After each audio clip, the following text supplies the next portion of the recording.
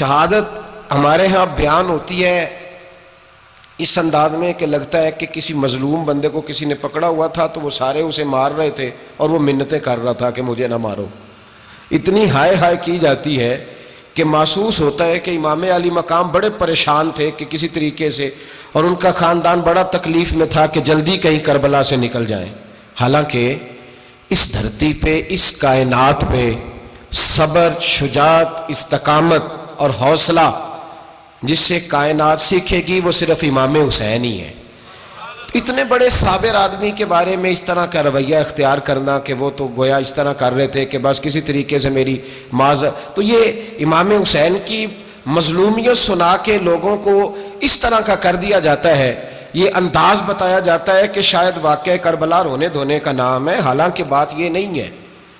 یزید کی لشکر جو امام حسین کے مقابلے میں آیا، امام حسین کے لشکر کی تعداد 72 تھی، تو یزید نے 22,000. مجھے بتائیے 72 کا 22,000 سے کو مقابلہ ہوتا ہے؟ عمر بن سعد نے پھر عبید اللہ ابن زیاد کو لکھا کہ 22,000 بندے تھوڑے ہیں، کچھ بندے زیادہ بھیج. تو عمر بن سعد کو عبید اللہ ابن زیاد کہنے لگے کہ تو پاگل تو نہیں ہو گیا، 72 کے لشکر کا 22,000 بھیجا، اور کتنا بھیجوں؟ تو اس نے کہا تمہیں یہ نہیں پتا یہ لوگ کون ہیں؟ یہ مولا علی شیر خدا کی اولاد ہے. ان میں ایک ایک شخص ایسا ہے جو 1,000 کے مقابلے میں لڑنا جانتا ہے. تو یہاں کمزوری دکھائی جاتی ہے. ہمارے بچے سمجھنے لگے ہیں کہ یہ شاید کوئی ایسی داستان ہے، اور اس طرح کا ماحول ٹی وی پہ میں دیکھ رہا تھا، اس طرح کا ماحول بنایا جاتا ہے جیسے کوئی خوف ہے.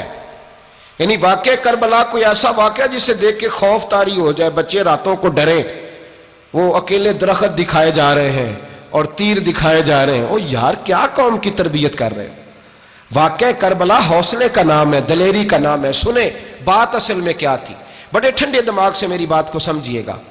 حضرت مولا علی شیر خدا کے بعد مسلمانوں کے متفقہ امیر بنے تھے حضرت امیر معاویہ. انہیں امیر کس نے بنایا تھا؟ امام حسن نے، حضرت علی کے بڑے صاحبزادے. حضرت امام حسن نے ان سے صلح کی، انہیں خلافت دی. اور صحیح بخاری میں نبی پاک نے فرمایا تھا میرا بیٹا حسن سردار ہے، جب مسلمانوں کی جماعتوں میں لہو بہہ جائے گا تو حسن ان کی صلح کرا دے گا. وہ صلح امام حسن نے کرائی. جناب امیر معاویہ امیر بن گئے. حضرت امیر معاویہ رضی اللہ تعالیٰ عنہ بڑا پیار کرتے تھے نبی پاک سے، بڑا احترام کرتے تھے حضور کے خاندان کا.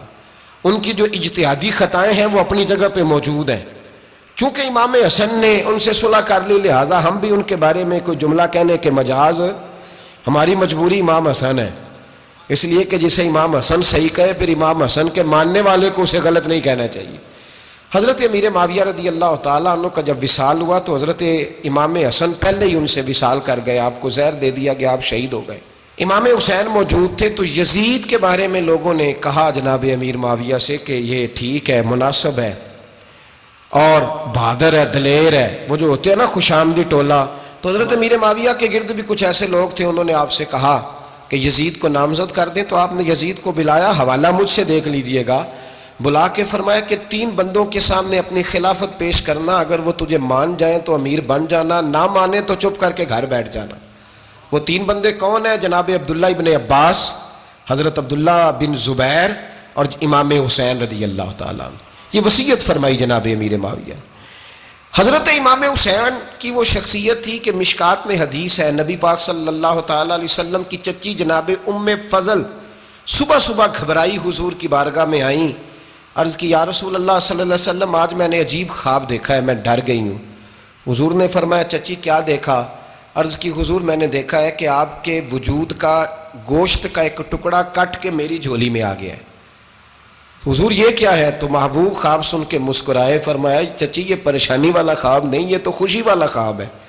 اللہ فاطمہ کو بیٹا عطا کرے گا اور وہ تیری گود میں کھیلا کرے گا. چونکہ وہ میرے وجود کا ٹکڑا ہوگا لہذا خواب تجھے یہ آئی ہے. تو امام حسین پیدا ہوئے، امام حسن کی عمر ابھی 11 مہینے تھی. تو نبی پاک نے امام حسین کو جناب ام فضل اپنی چچی کی گود میں دے دیا کہ